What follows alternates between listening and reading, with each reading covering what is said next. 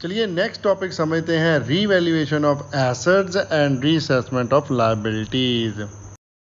हाँ जी ये एकदम सेम टॉपिक है एज इट इज़, जैसे आपने एडमिशन ऑफ अ पार्टनर के केस में समझा था।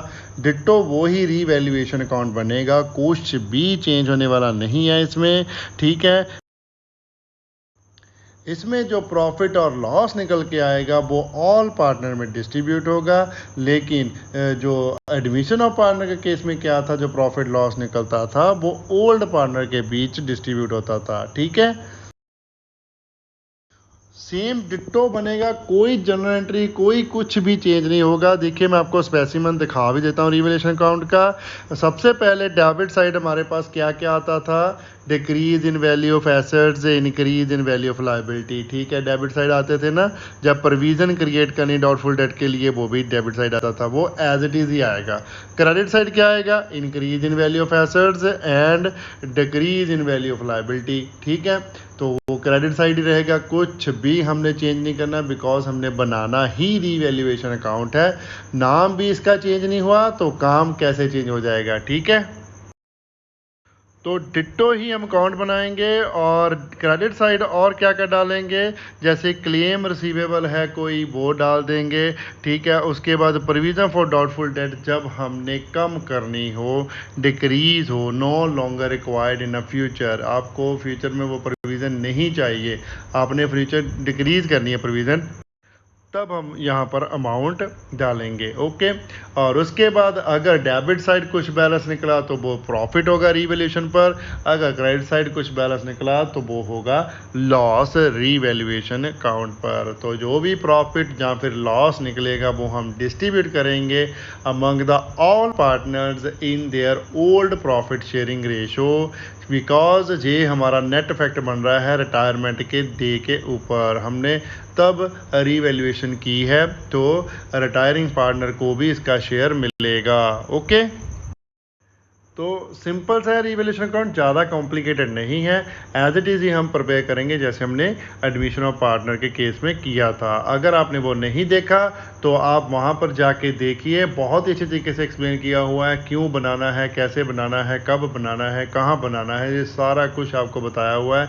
इवन दो टाइप्स है हमारे रीवैल्यूएशन अकाउंट की, एक रीवैल्यूएशन अकाउंट बनता है, एक मेमोरेंडम रीवैल्यूएशन अकाउंट बनता है, दोनों ही आपको समझाए हुए हैं।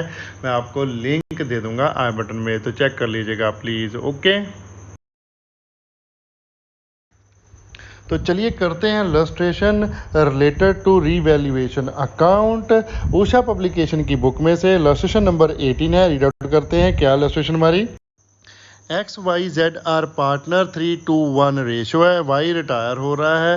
The following revaluation took place, pass necessary journal entries for revaluation account.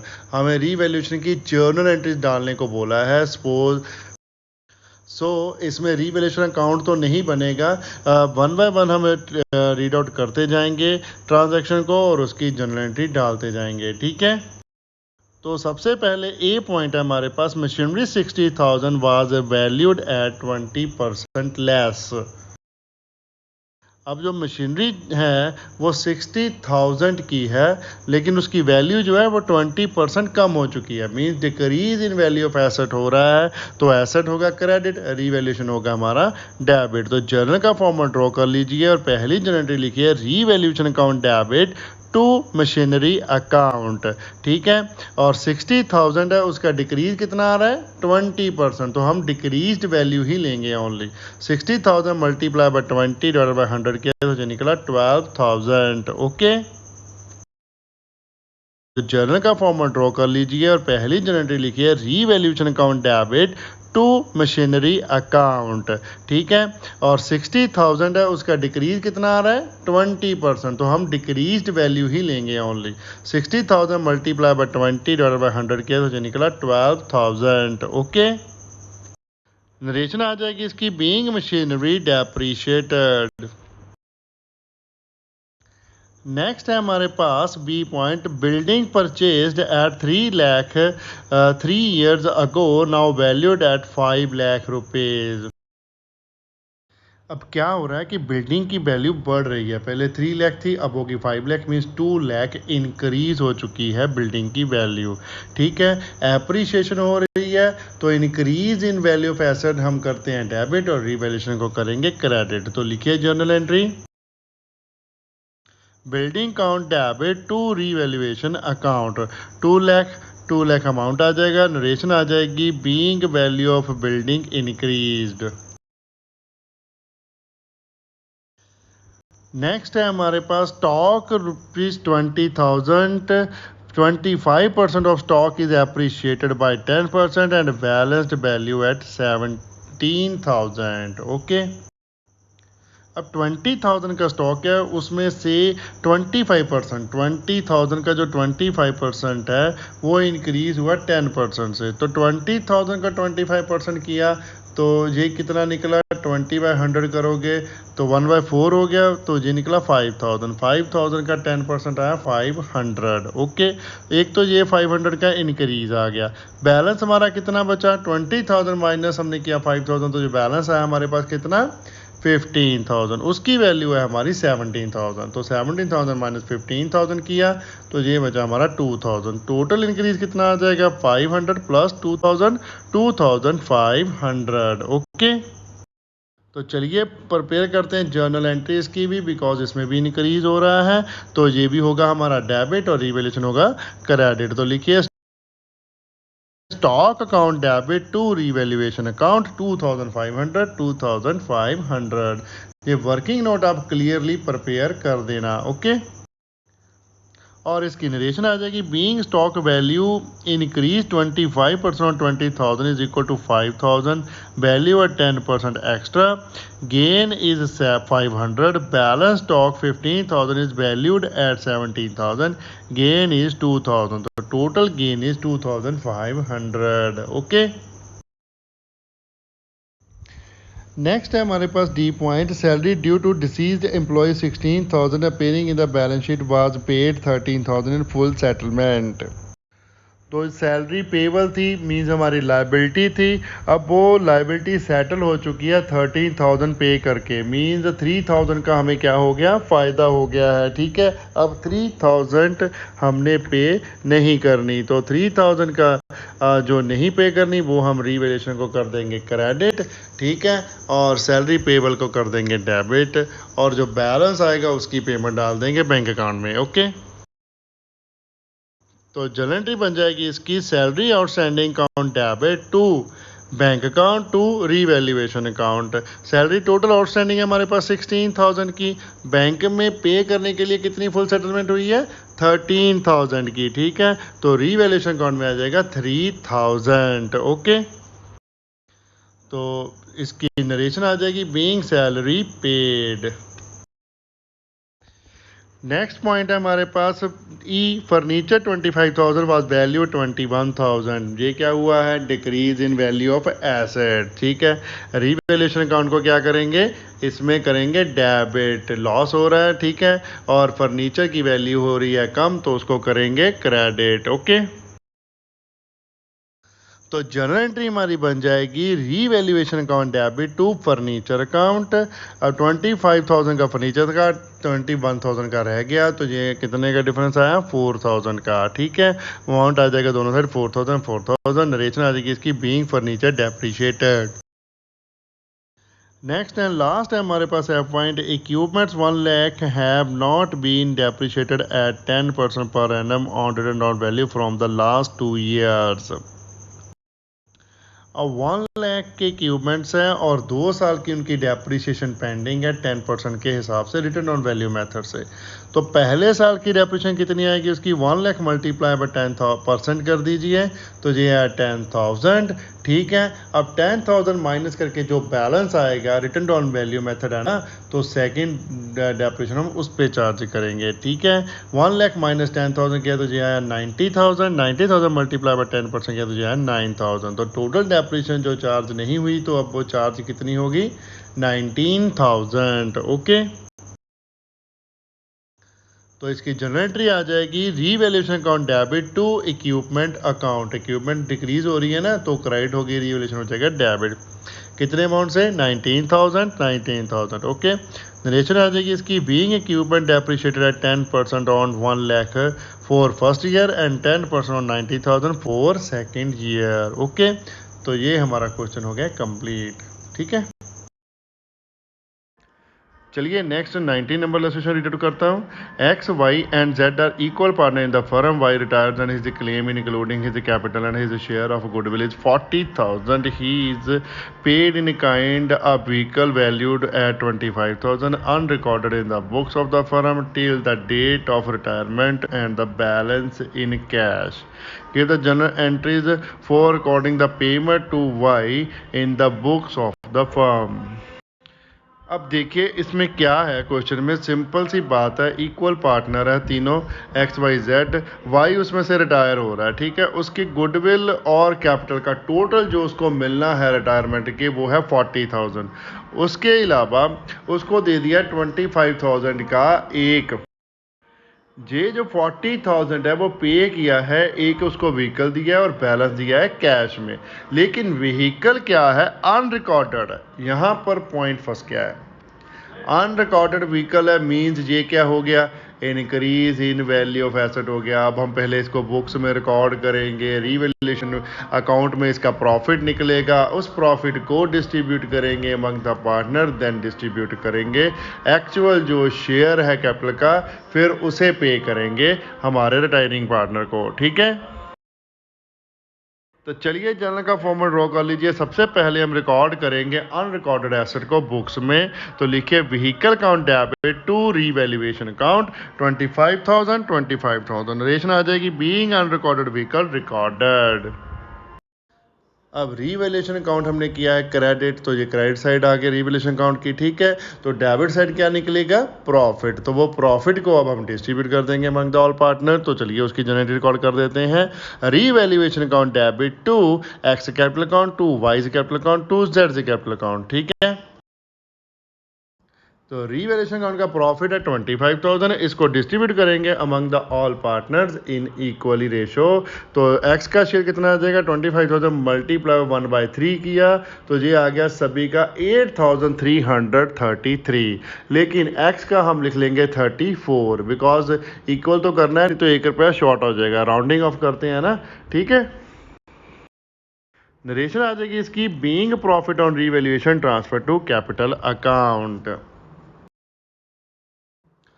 तो चलिए नेक्स्ट अब हम क्या करेंगे, जो वाई को पेमेंट करनी है उसकी जनरेट रिकॉर्ड कर लेते हैं। तो लिखिए Y's capital account debit to vehicles account to cash account. अब 25,000 का उसको अनरिकॉर्डेड जो व्हीकल है वो दिया था, उसको रिकॉर्ड किया। जब उसको रिकॉर्ड किया तो उसका शेयर बढ़ गया ना, 40,000 तो उसने लेना था, उसमें ऐड क्या हो जाएगा? 8,333 और, तो टोटल वो पैसे कितने लेगा अब? 48,333। ओके, तो वाई की कैपिटल अकाउंट के सामने लिख दीजिए बैलेंस, उसमें से व्हीकल का अमाउंट जो हमें कि हमने 25,000 लेस करेंगे, तो कैश पेमेंट हम कर देंगे 23,333। ओके, और इसकी नरेशन आ जाएगी the payment to Y retiring partner in full and final. Okay, तो ये हमारा हो गया क्वेश्चन कंप्लीट। नेक्स्ट इलस्ट्रेशन है हमारे पास 20 नंबर, लिखा इसमें X Y and Z are partner 2:1 ratio. X retire from the firm following revaluation took place. आपके पास रीवैल्यूएशन दी हुई हैं ए से लेके जी तक, तो सभी की जनरल एंट्री रिकॉर्ड करनी है और ज़्यादा कुछ करना नहीं है इसमें, रीवैल्यूएशन अकाउंट तो बनाना नहीं है। आपको ओल्ड प्रॉफिट रेशो दी हुई है 2:1। ओके, तो चलिए फिर करते हैं 1 बाय 1 इसकी जनरल एंट्री रीड करते जाएंगे, जनरल एंट्री करते जाएंगे। ओके, तो चलिए जर्नल का फॉर्मेट ड्रॉ कर लीजिए। सबसे पहले हमारे पास debtor 70,000, provision for doubtful debt required 6%। अब न्यू प्रोविजन क्रिएट करनी है, तो क्रिएट प्रोविजन कैसे होती है?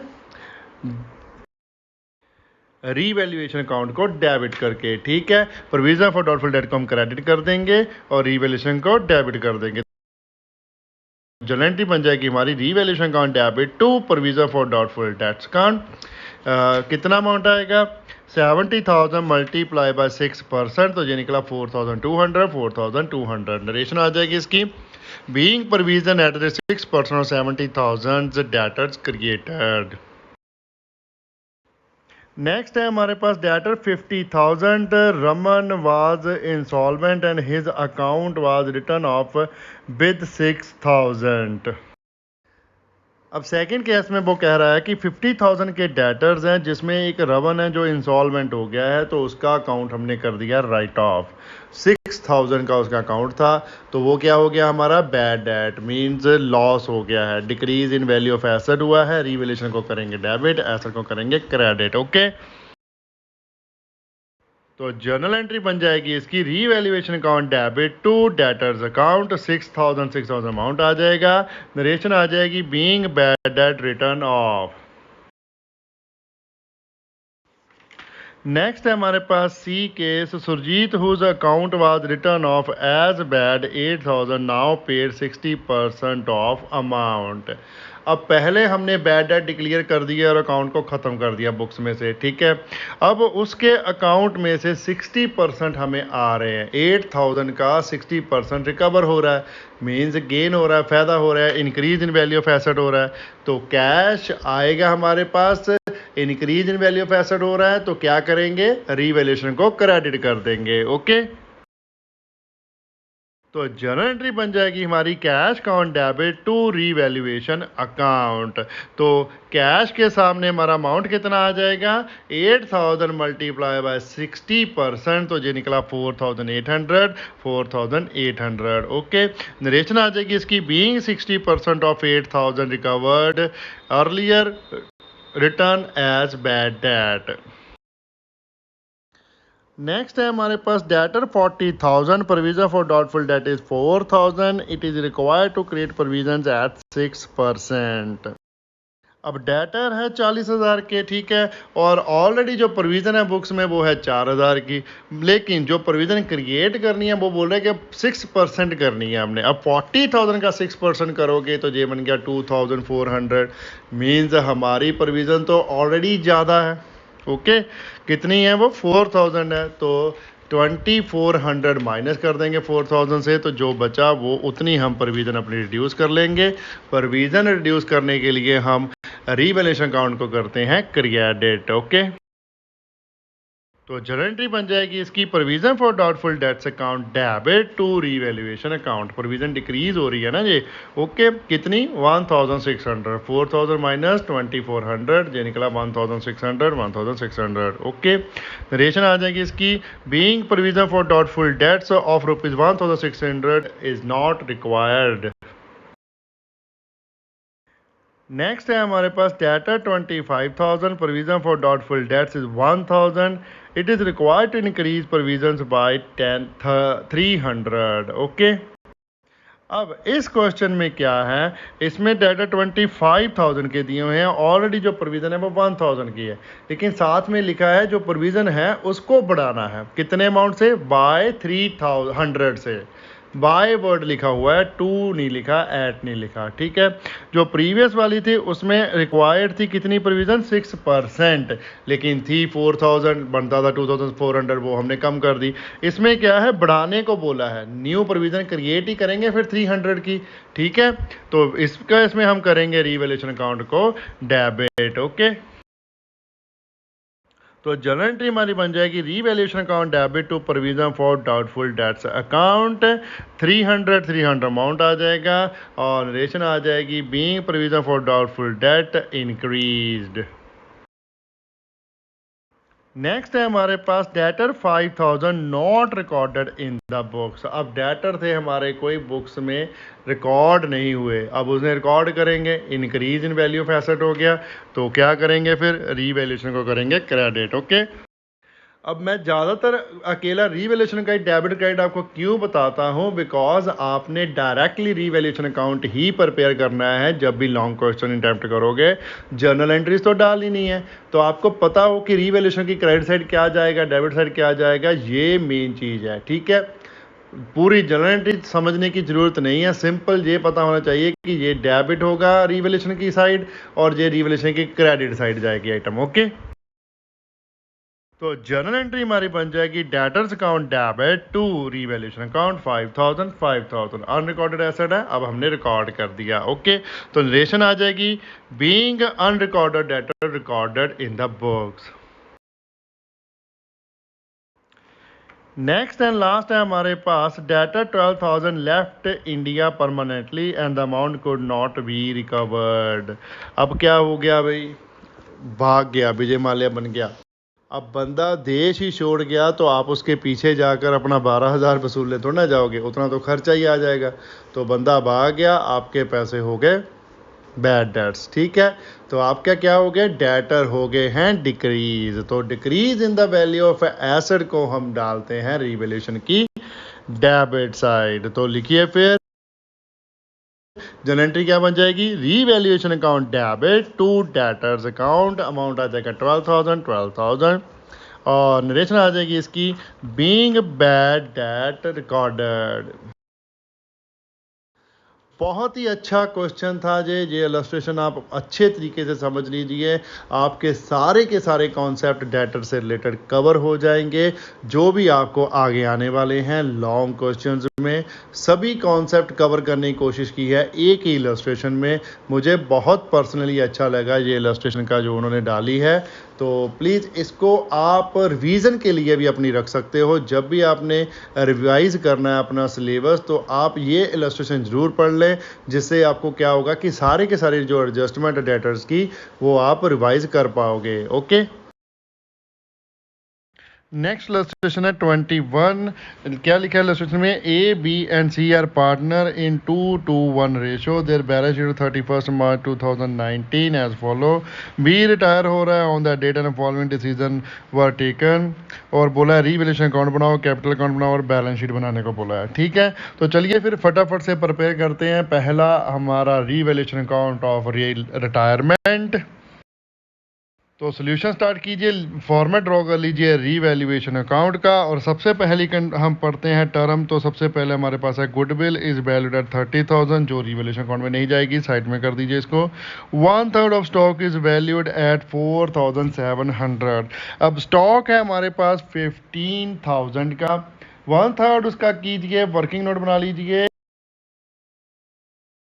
स्टॉक 15,000, 1/3 ऑफ स्टॉक आया 5,000 का, माइनस कीजिए न्यू वैल्यू ऑफ स्टॉक या फिर revised value of stock 4,700।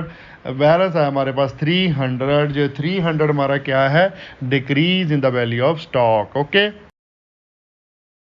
So decreased value जो भी होती है एसेट की कहाँ जाती है, रीवैल्यूएशन की डेबिट साइड। तो लिखिए टू स्टॉक डिक्रीज्ड वैल्यू कितनी निकाली हमने वर्किंग नोट में, 300। ओके, नेक्स्ट है हमारे पास customer owing 300 was declare installment. अब क्या है, बंदे ने हमारे पैसे देने हैं, वो इंस्टॉलमेंट हो गया। अब कहाँ से लेंगे पैसे, कहीं से भी नहीं मिलेंगे। तो ये क्या हो गया, हमारे बैड डेट्स हो गए। तो bad debts means decrease in value of asset. Every decrease in value of asset is recorded in the debit side of revaluation account. पता नहीं कितनी बार मैं ये लाइन बोल चुका हूँ। तो चलिए फिर लिखिए debit side to bad debts 3,000। Okay, next है हमारे पास one supplier has surrender his claim of ₹1,000 due to defective supply, B will be paid after 2 years। अब इस पॉइंट में 2 पॉइंट है, बी का है, एक है सप्लायर का। तो पहले सप्लायर वाला ट्रीट कर लेते हैं। सप्लायर ने कोई क्लेम डाला था, वो उसने सरेंडर कर लिया डिफेक्टिव गुड्स का, तो वो बोल रहा है कि नहीं अब कोई क्लेम नहीं होगा। तो मीन्स क्या हुआ कि सप्लायर ने हमारे ऊपर क्लेम डाला था, हमें पैसे देने थे, अब देने नहीं पड़ेंगे। तो इसकी वजह से हमारे decrease in value of liability हुआ है। तो जब भी लायबिलिटी कम होती है तो वो हम डालते हैं रीवैल्यूएशन की क्रेडिट साइड। तो लिखिए बाय क्रेडिटर अकाउंट्स कितना आया, 1,000 रुपीज़। ओके, तो ये हमारा रीवैल्यूएशन के सारे आइटम का ट्रीटमेंट हो चुका है। तो रीवैल्यूएशन का टोटल लगा लेते हैं। डेबिट साइड का टोटल है हमारे पास 3,300 और क्रेडिट साइड का टोटल है 1,000। तो क्रेडिट साइड हमारा बैलेंस निकला कितना, 2,300। ये निकला by loss on revaluation account transfer to A capital account, B capital account और सी कैपिटल अकाउंट, तीनों की कैपिटल में ही जाएगा जी। ओके, रेशो है हमारी 2 to 1 की, अमाउंट है 2300। तो ए का शेयर निकला 2300 मल्टीप्लाई 2/5 किया तो 920। सेम ही बी का आ गया 920 और सी का आ जाएगा 2300 मल्टीप्लाई 1/5 किया तो 460। ओके, तो चलिए आगे अब हम प्रिपेयर कर लेते हैं कैपिटल अकाउंट। रिवैल्यूएशन अकाउंट हमारा बन चुका है। तो कैपिटल अकाउंट सबसे पहले हम डालेंगे credit side by balance carried down, जो हमें बैलेंस शीट में गिवन है। ए का है 30,000, बी का है 25,000, सी का है 20,000।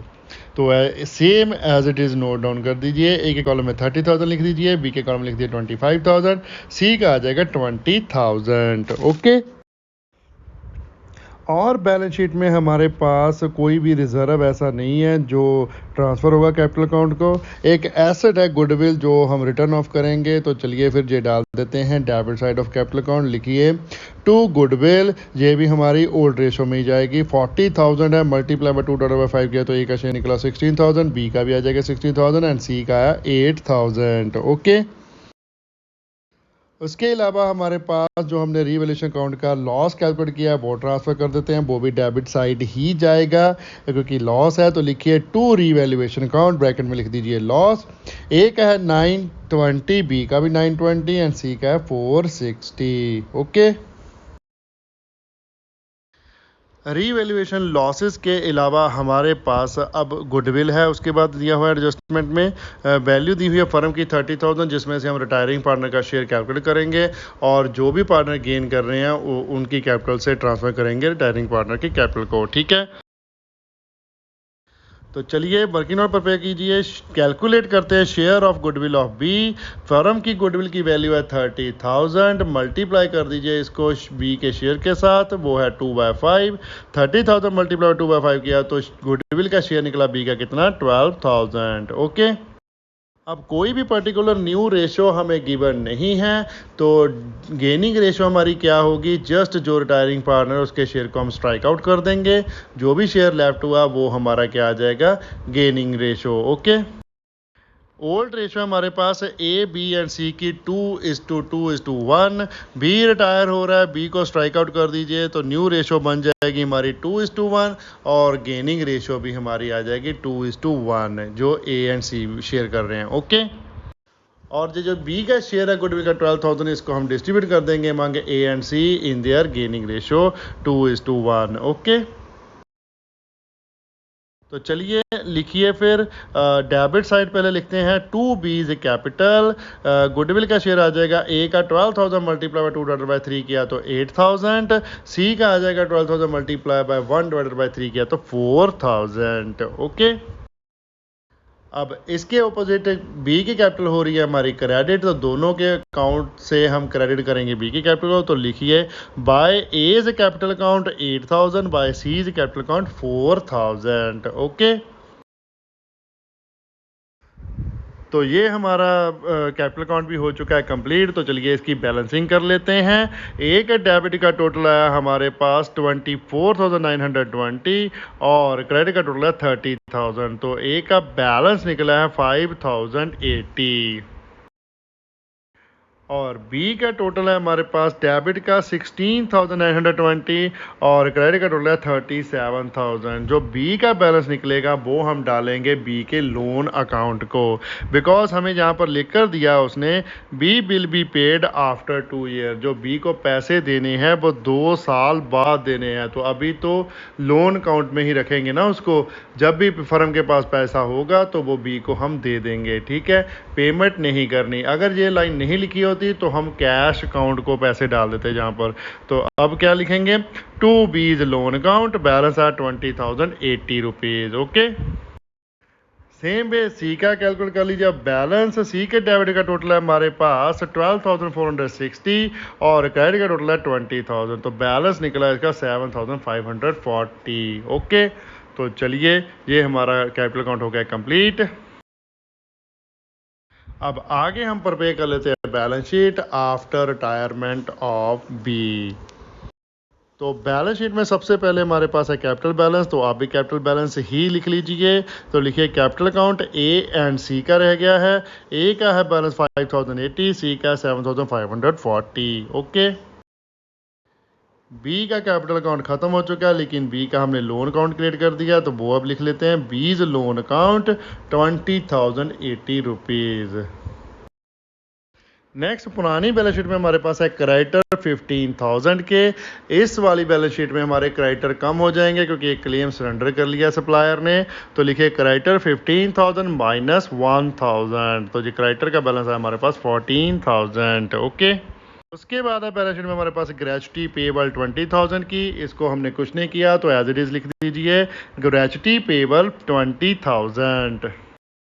और लास्ट में हमारे पास आउटपुट IGST 5,000 का। इसको भी हमने कुछ नहीं किया तो ये भी एज इट इज़ लिख दीजिए output IGST 5,000। Okay. Same way ऐसे ही एसेट साइड पर पे कर लेते हैं। एसेट से सबसे पहले हमारे पास गुडविल जो हम ऑलरेडी रिटर्न ऑफ कर चुके हैं पार्टनर कैपिटल अकाउंट में, अब वो न्यू बैलेंस शीट में नहीं जाएगा। उसके बाद है हमारे पास प्लांट 20,000 का। प्लांट को हमने कुछ नहीं किया तो एज इट लिख देंगे न्यू बैलेंस शीट में प्लांट 20,000। ओके।